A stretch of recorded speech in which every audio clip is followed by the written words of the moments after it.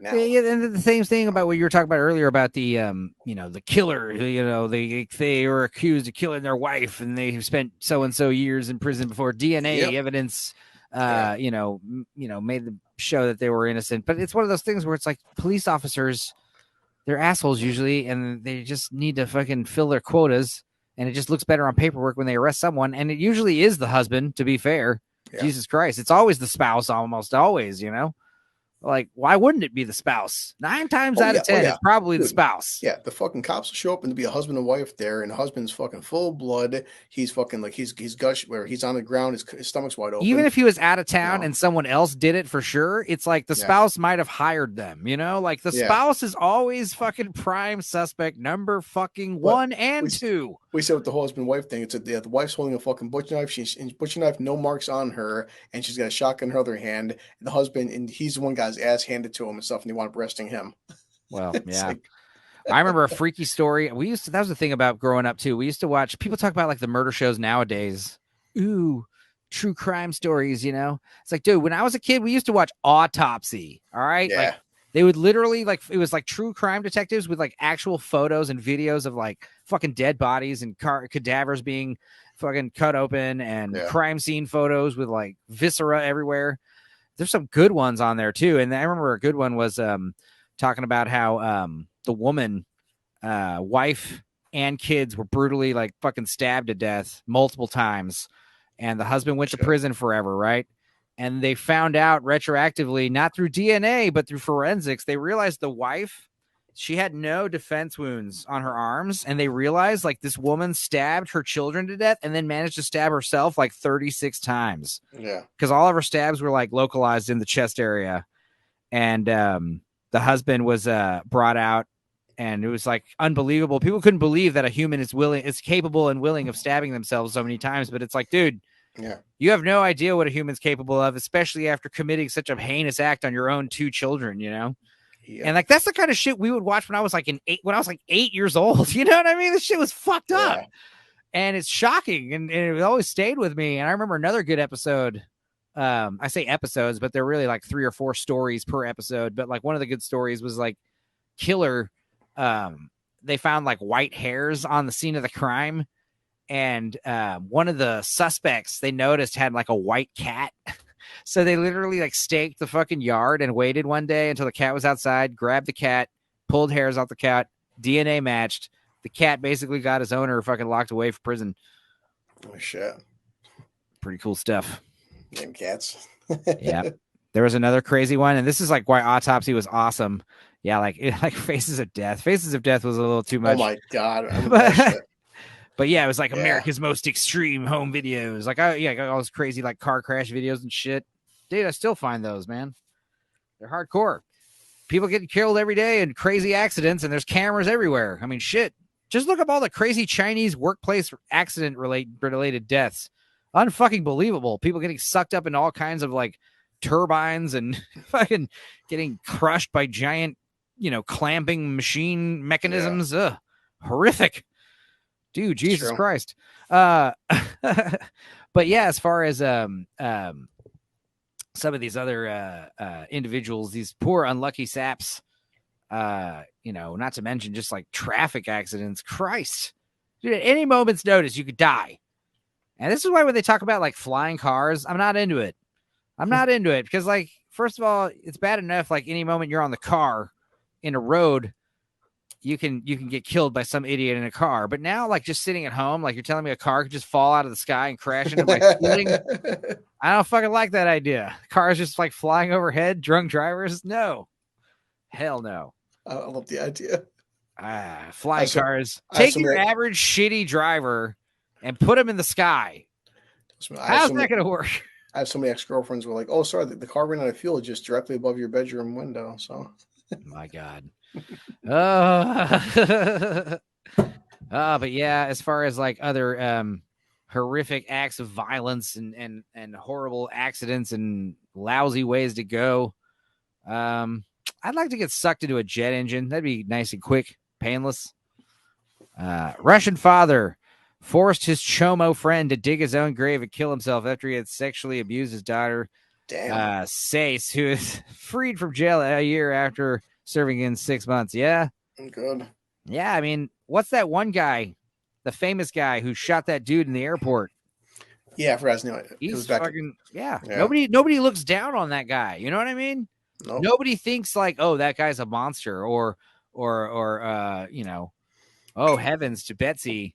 That person, he went a little too overboard. No, that guy, they have fucking t-shirts with that guy's face on it, like a joke. Yeah.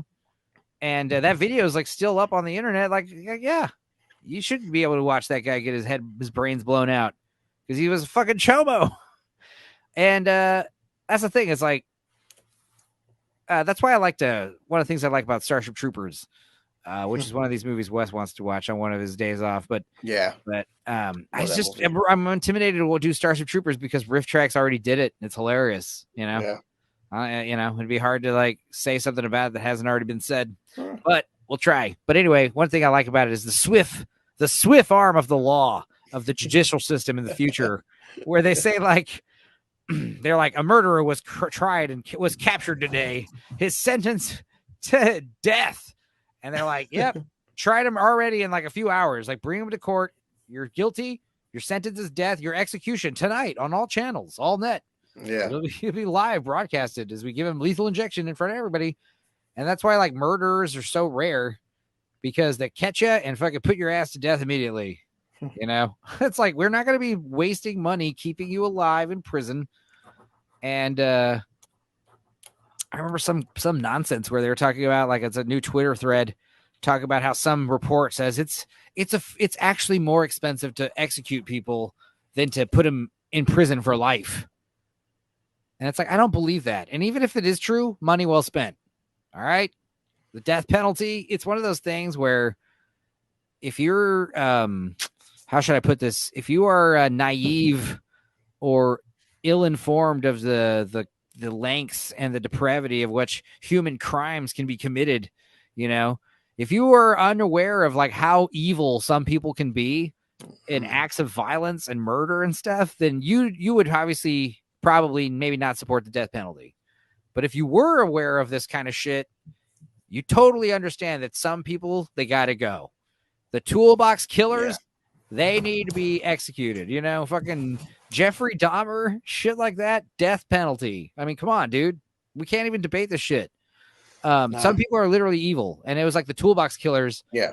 I've talked about this before, but on Silence of the Lambs, the guy who plays the main FBI agent, Jodie Foster's boss, he was in he was in Terminal.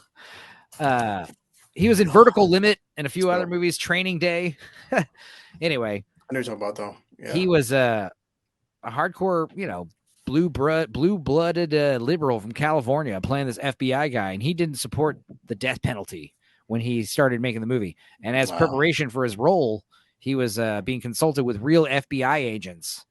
And, they basically, to like give him a taste, they played for him the Toolbox Killers tapes. They have audio tapes of their killings that nobody's heard. They're transcribed, and the transcriptions are horrific. But hey guys, sorry, Sherry coming in here. Some guys are irredeemable. I hope you're not talking about us. That's true. I'm just joking. But yeah, the Toolbox Killers, they have this tape of like their horrific murders, audio tapes, only audio, and they played the audio for what's his name? God damn it. Anyway, they were playing it for him, and after he listened to the tapes, he became a death penalty supporter, when he was making the movie. Jeez. So, not yet. Yeah, we haven't said anything irredeemable just yet. Wait till you find our opinions on the Barbie movie in a few weeks. God. I'm legit excited about it. I am. I want you to talk to Wes. I'm going to do a quick bathroom break. Yeah, if God would make a deal with me so I could unperson all weirdos that hurt kids, but in exchange, I'd have to spend eternity in hell. Fair trade. Done deal. Yeah. Yeah. It's the point of being a hero, sacrificing stuff. Like, yeah, I mean, that was another thing. Another freaky story from Autopsy. This is another kind of tying in with what I was talking about earlier. They found this woman's killer.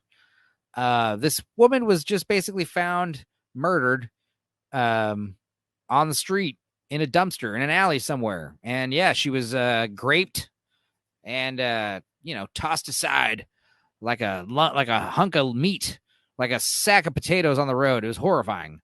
And she was a large African American woman, heavy set, and they show photos of this shit. This is why Autopsy was cool. And it's that crazy guy Michael Botten or whatever. He's like the main autopsy doctor for all the episodes. He's like doing his New York accent about. He talks about how they take this woman, put her on the table, and they show all these photos. They cut her open, and there's totally like undigested, like hamburger meat and peas and carrots, like totally fresh, like not even 10 minutes, 20 minutes in her body. All right. And they're like, okay, well, she was murdered around this time late at night. So somewhere around there, like there's a place where she can get this kind of meal. And sure enough, there's a fucking 24-hour late night diner right around the corner from where she was found, a few blocks away. And they go, and there's a cook there, and he has all kinds of priors for this kind of shit. SA crimes, whatever you want to call them. Yeah. And sure enough, they just did all these tests, and they found out it was him because of his dental mold. Because for some reason, not only did he murder this woman, this random woman who came into his restaurant, and she asked for a meal, and he fucking gave her the food as a line cook, and then got off the shift, followed the bitch out to some alley, and did the dirty fucking shit to her, did her dirty like that. Damn. And not only did he do that, but he also bit her several times.